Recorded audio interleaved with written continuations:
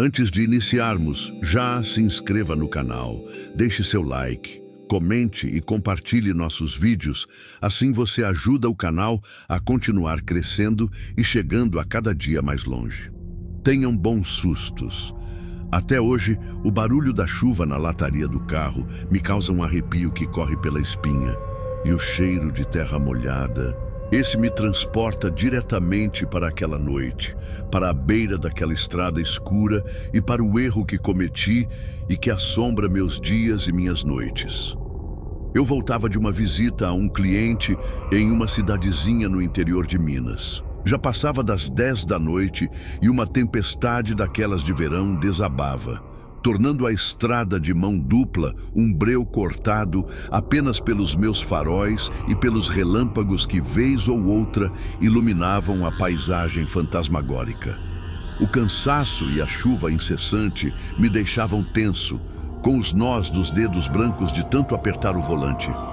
Foi então que eu a vi, no acostamento, encharcada e abraçando o próprio corpo, uma moça. Os cabelos longos e escuros grudavam no rosto pálido, e um vestido branco, agora quase transparente pela chuva, era a única coisa que a vestia. O bom senso gritava para eu seguir em frente, acelerar e não olhar para trás.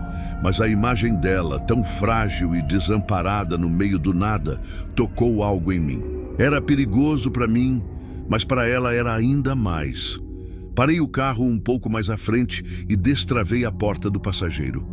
Ela correu, ou melhor, pareceu deslizar até o carro e entrou, trazendo consigo o cheiro forte de chuva e de terra molhada. "Obrigada", ela sussurrou com uma voz baixa e rouca. Os dentes dela batiam e ela tremia dos pés à cabeça. "Não há de quê. Onde você vai?" Perguntei, tentando parecer calmo, enquanto meu coração martelava no peito. "Só um pouco mais para frente, na entrada da Fazenda Velha. Eu conhecia o lugar de nome. Uma propriedade abandonada há anos, com fama de mal assombrada. Histórias que os locais contavam em mesas de bar. Naquele momento, porém, a mulher ao meu lado era mais real e necessitada de ajuda do que qualquer conto de fantasma. Liguei o aquecedor no máximo e ofereci a jaqueta que estava no banco de trás. Ela agradeceu com um aceno de cabeça e se encolheu no banco. Seguimos em um silêncio pesado, quebrado apenas pelo som da chuva e dos limpadores de para-brisa. Tentei puxar assunto algumas vezes, perguntar o que fazia ali, se o carro havia quebrado, mas ela respondia com monossílabos ou simplesmente olhava pela janela, para a escuridão lá fora. Havia algo de estranho nela. O frio que emanava do seu corpo parecia não diminuir com o aquecedor, e o cheiro de terra molhada ficava cada vez mais forte, quase sufocante. Comecei a me sentir observado, não só por ela, mas como se houvesse mais alguém no carro. Olhei pelo retrovisor para o banco de trás, mas só vi o escuro. A sensação de pavor começou a crescer dentro de mim, uma angústia gelada que não tinha explicação.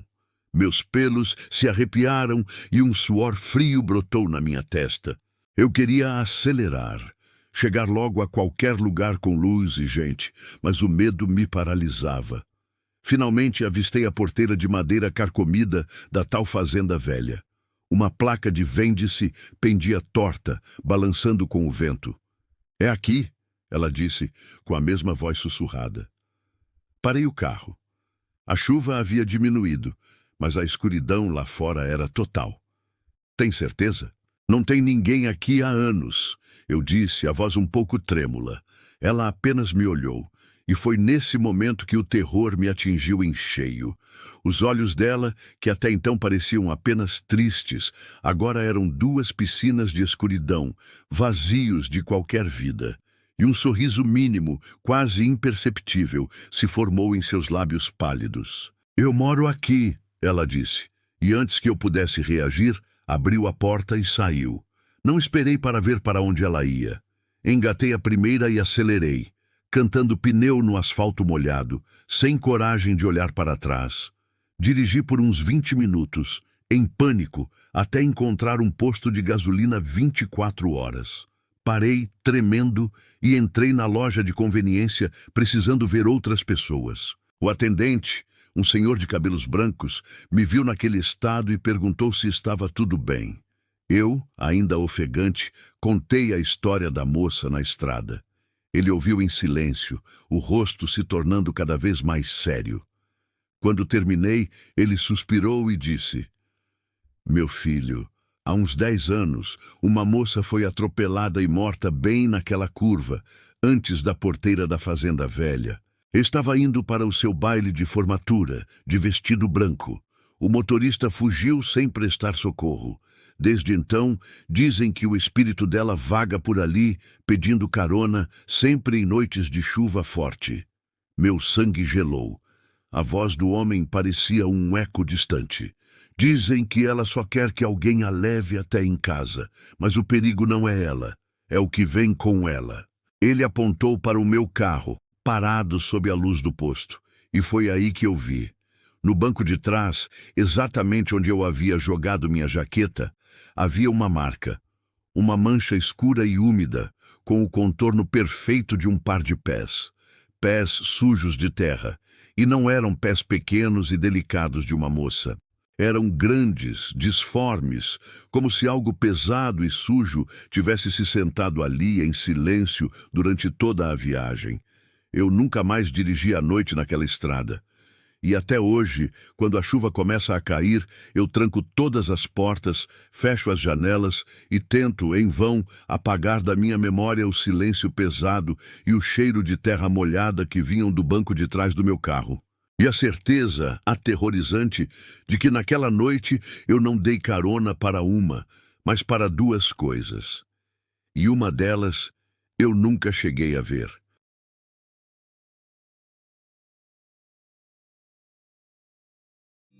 Eu sempre fui um cara cético. Fantasmas, demônios, lendas de beira de estrada. Para mim, eram só histórias para assustar crianças. A realidade, o perigo real, sempre esteve nas pessoas de carne e osso. Hoje, depois daquela noite na BR-116, eu sei que o pior tipo de monstro é aquele que você não consegue entender. Era uma quinta-feira, quase meia-noite. Meu Opala, 78, o Valente, como eu o chamava, morreu no meio do nada em um trecho escuro e sem sinal de celular entre Curitiba e São Paulo. A bateria tinha ido para o espaço. Fiquei uns 40 minutos tentando fazer algum carro parar sem sucesso. A maioria nem diminuía a velocidade. Quem, em sã consciência, pararia para um estranho no meio da madrugada? Quando eu já estava perdendo as esperanças e me preparando para dormir no carro, os faróis de um caminhão antigo diminuíram e ele encostou no acostamento, uns 50 metros à minha frente. Um alívio imenso percorreu meu corpo. Corri até lá, com a chuva fina começando a molhar minha camisa.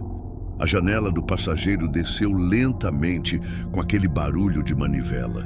O motorista era um homem de meia idade, com um boné de aba reta enfiado na cabeça e um sorriso simpático, mas cansado. O interior da cabine era simples, cheirava a diesel e café velho. "Problemas, amigo?" Ele perguntou com um sotaque carregado do interior.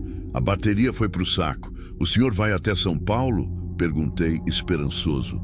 "Passo perto." "Suba aí, te deixo num posto grande, de lá você consegue ajuda." Agradeci 1000 vezes e subi. A cabine era mais espaçosa do que parecia. Ele engatou a marcha com um tranco e voltamos para a estrada. O caminhoneiro se apresentou como Jonas e nos primeiros 20 minutos a conversa fluiu. Falamos sobre futebol, sobre a vida na estrada, sobre a droga que era o preço do diesel. Ele era um cara comum, um trabalhador como tantos outros. Foi quando passamos por uma daquelas pequenas capelas de beira de estrada, com cruzes e flores de plástico, que o clima começou a mudar. "Muita gente se vai nessas estradas", ele comentou, do nada, o tom de voz subitamente sério.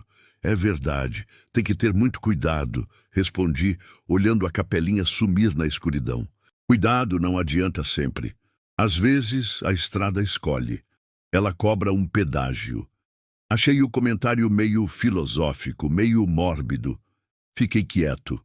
O silêncio começou a se estender e eu passei a reparar em detalhes que não tinha notado antes. Não havia rádio no painel, nem fotos da família, nem mesmo um terço pendurado no retrovisor, como era comum.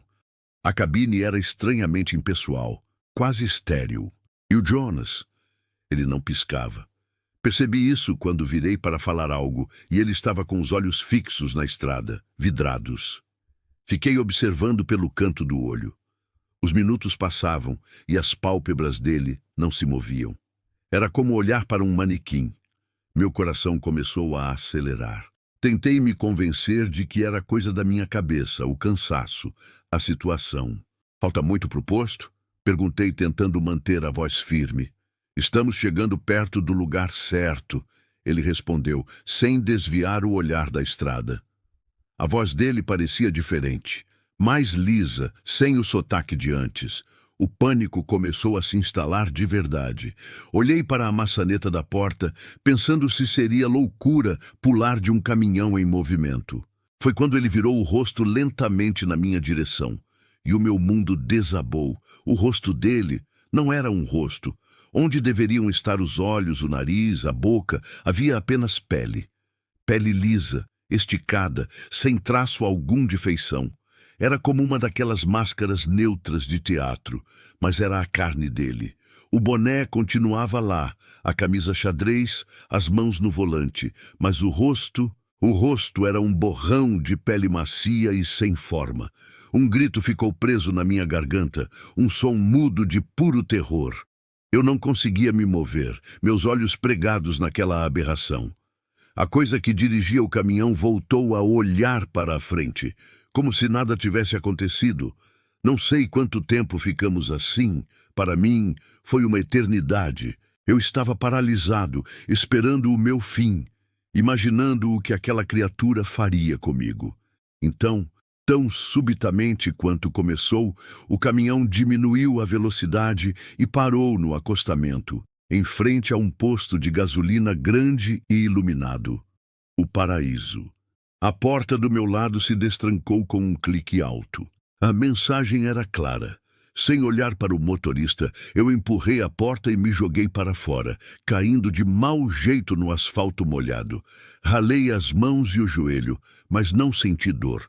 Levantei e corri desesperadamente em direção às luzes do posto, sem olhar para trás. Quando cheguei na área das bombas, ofegante e tremendo, me virei. O caminhão já estava longe, suas luzes traseiras vermelhas desaparecendo na escuridão. Ninguém no posto acreditou em mim, claro. Acharam que eu estava bêbado, drogado ou que era uma tentativa de golpe. Consegui um guincho, voltei para buscar meu carro e no dia seguinte estava em casa. Nunca contei essa história para muita gente. Quem acreditaria? Mas eu sei o que vi. Não era um fantasma, não era um demônio saído de um livro. Era algo pior. Algo que se parece conosco, que fala como nós, mas que por baixo da máscara não tem nada. É o vazio. Até hoje, quando pego a estrada e vejo um caminhão antigo à noite, sinto o mesmo pânico gelado. E uma pergunta ecoa na minha mente. Quantas outras caronas como eu, o homem do rosto liso, já pegou? E quantas delas chegaram a um posto de gasolina?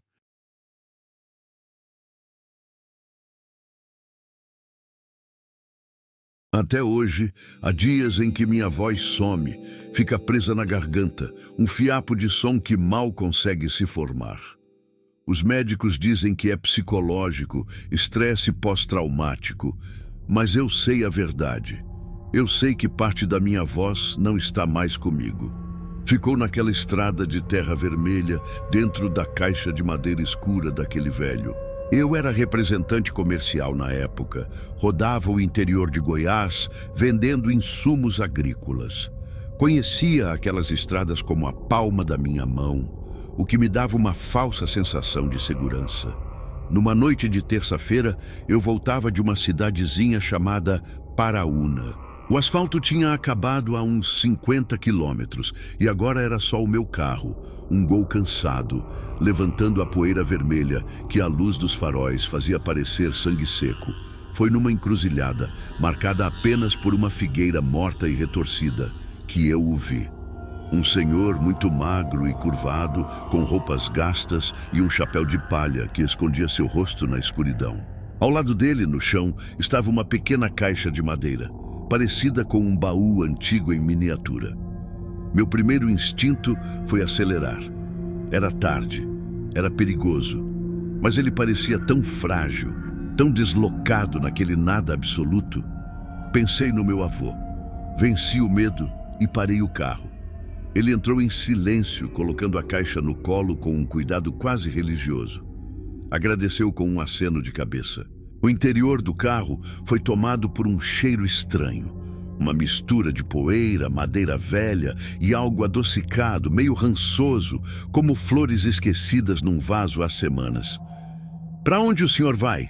perguntei, tentando ser simpático.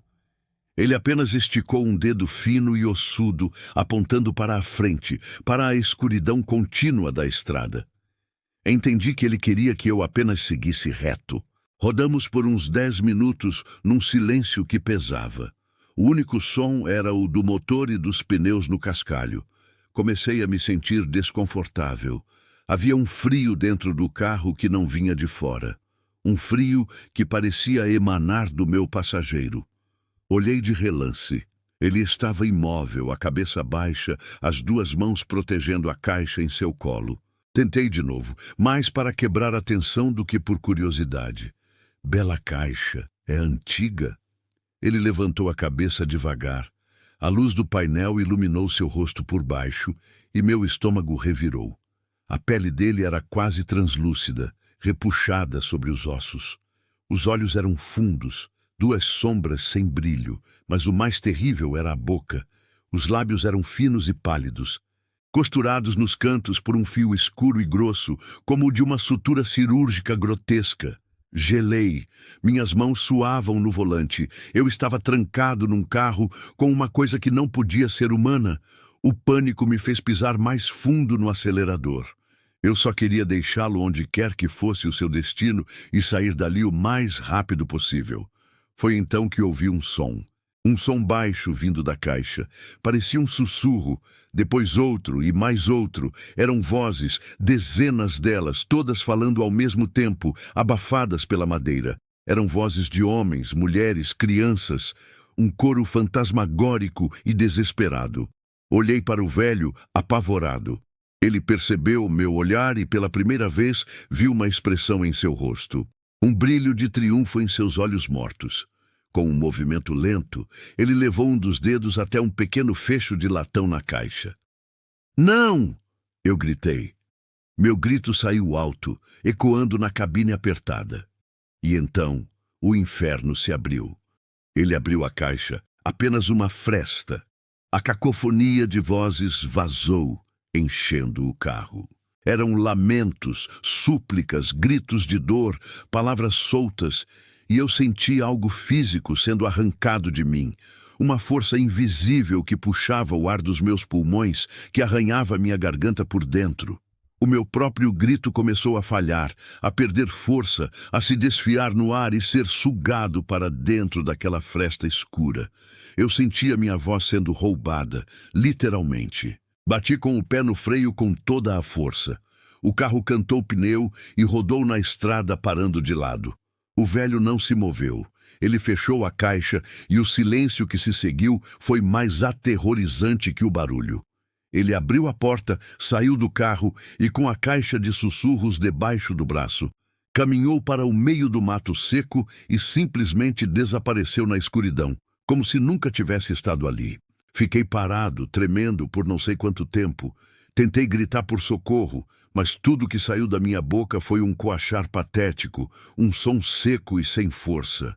Dirigi o resto do caminho em pânico, com a garganta doendo como se eu tivesse engolido vidro. Hoje, minha voz vai e volta. Às vezes, no silêncio da noite, quando estou sozinho, eu juro que consigo ouvir um sussurro fraco, distante. Um sussurro que soa exatamente como a minha voz no dia em que ela foi roubada. E eu sei que ela está lá, presa com as outras, na coleção macabra daquele passageiro silencioso da estrada. Existem noites que grudam na gente.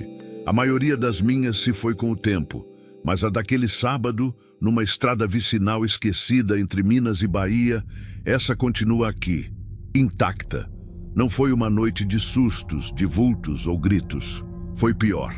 Foi uma noite de um silêncio que ecoa até hoje na minha cabeça. Eu sou geólogo. Naquela época trabalhava para uma mineradora, prospectando áreas remotas. Viajava sozinho na caminhonete da empresa, uma L200 robusta, que me dava uma falsa sensação de invulnerabilidade. A estrada era um picadão de terra batida, ladeado por um cerrado baixo e retorcido. O sol já havia se posto e o breu era quase absoluto, quebrado apenas pelo cone amarelado dos meus faróis. Eu estava a pelo menos 2 horas de qualquer cidade com um hotel decente. Foi quando eu o vi, parado no acostamento ao lado de um cupinzeiro gigante que parecia uma escultura macabra. Era um homem, nem velho, nem moço. Usava roupas simples, de trabalhador rural, e segurava na mão um rádio de pilhas antigo, daqueles quadrados, cor de creme. Ele não fez sinal, não acenou. Apenas ficou ali, parado, como se soubesse que eu ia parar. E contra toda a lógica e os manuais de segurança da empresa, eu parei. Ele abriu a porta antes que eu destravasse e sentou-se no banco do carona. Trouxe consigo o cheiro seco de poeira e de alguma erva que eu não conhecia. "Boa noite", eu disse, tentando quebrar o gelo. Ele me olhou e foi a primeira coisa estranha.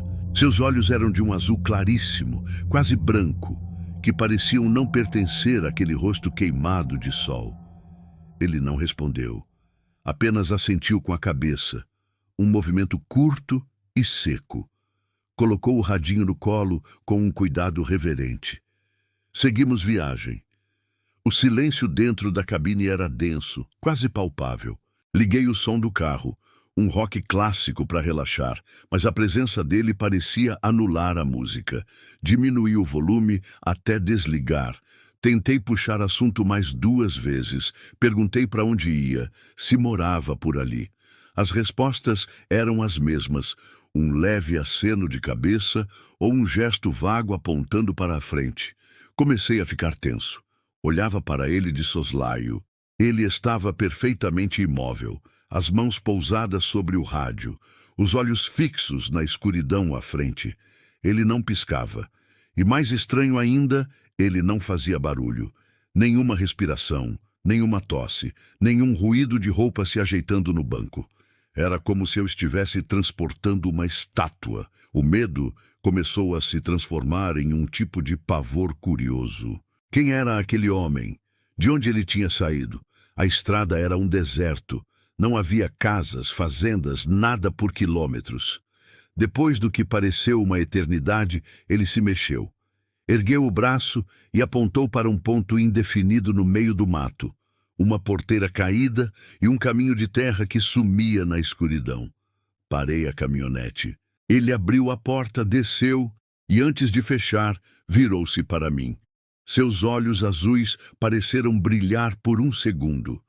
Ele colocou o radinho de pilha sobre o banco do passageiro, fechou a porta com uma suavidade surpreendente e caminhou para dentro do mato, desaparecendo instantaneamente na escuridão. Não como alguém que é engolido pela noite, mas como uma imagem que se apaga. Fiquei ali, o motor ligado, o coração batendo descontrolado. Meu primeiro impulso foi arrancar e deixar aquela coisa para trás. Mas a curiosidade, ou a estupidez, foi mais forte. Peguei o rádio. Era leve, de plástico barato, e o dial estava parado entre estações, numa área de chiado. Não tinha marca. Levei o aparelho ao ouvido. Silêncio total, nem o ruído estático que seria de se esperar. Joguei o rádio no banco e dirigi como um louco até a cidade mais próxima. Me hospedei no primeiro hotel que encontrei e só então, no quarto mal iluminado, voltei a examinar o objeto. Abri o compartimento traseiro.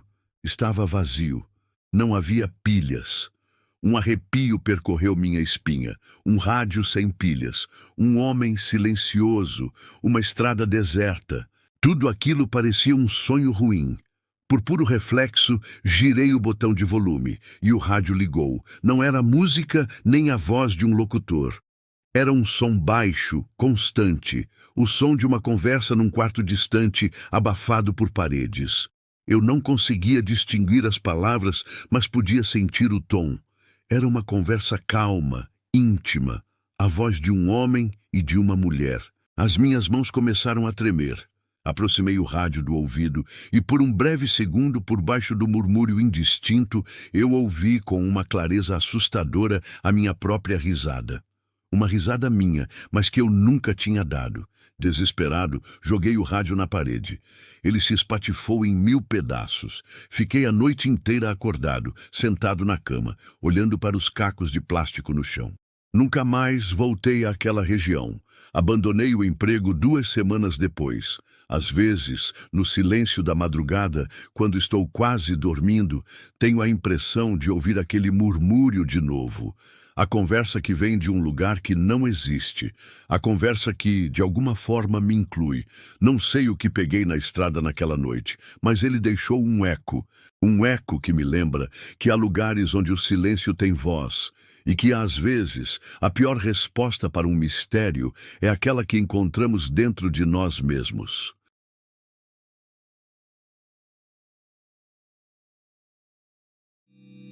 A decisão de pegar carona não foi um ato de rebeldia ou busca por aventura. Foi pura necessidade. Meu carro, um Celta 2012, que já tinha visto dias melhores, resolveu morrer em uma cidadezinha cujo nome nem me dei ao trabalho de decorar. O conserto, segundo o mecânico local, com um palito no canto da boca, demoraria no mínimo 2 dias. 2 dias que eu não tinha. A entrevista de emprego em São Paulo era na manhã seguinte, a oportunidade da minha vida. O ônibus?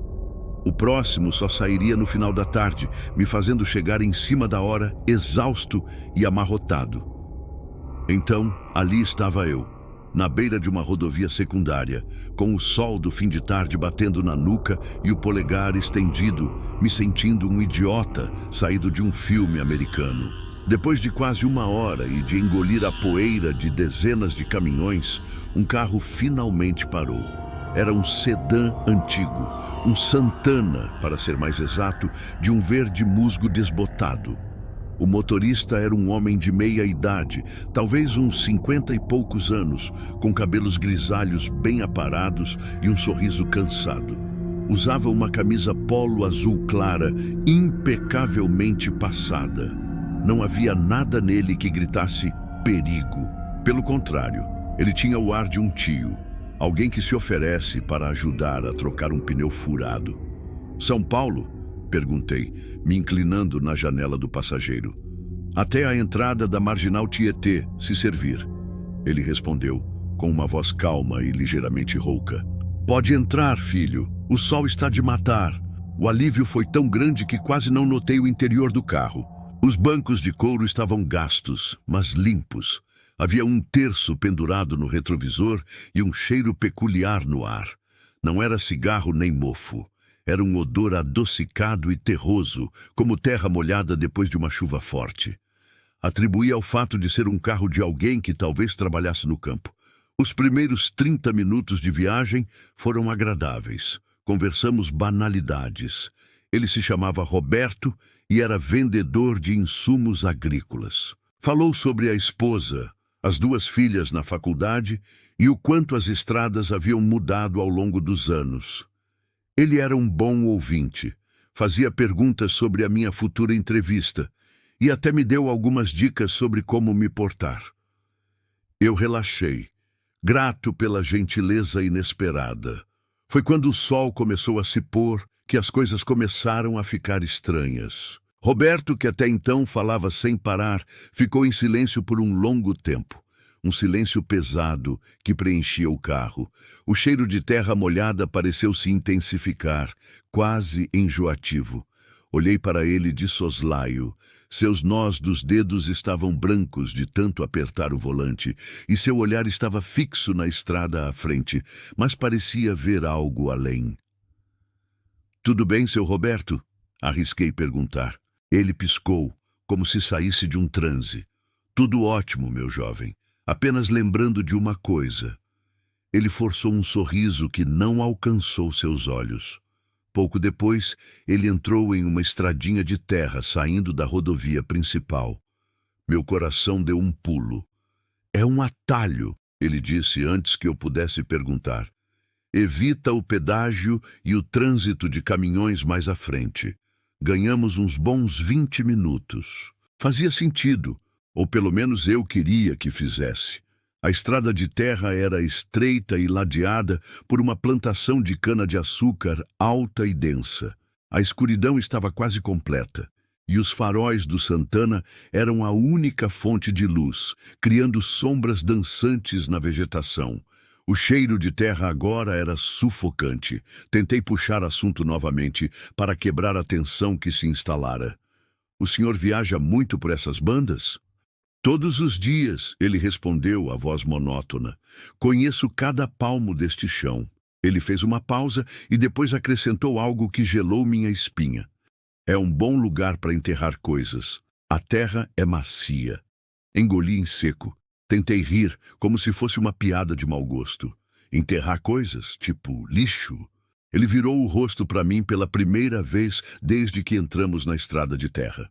Seus olhos, na penumbra, pareciam fundos e vazios. Às vezes. Meu cérebro começou a trabalhar em alta velocidade. Peguei meu celular discretamente no bolso. Sem sinal.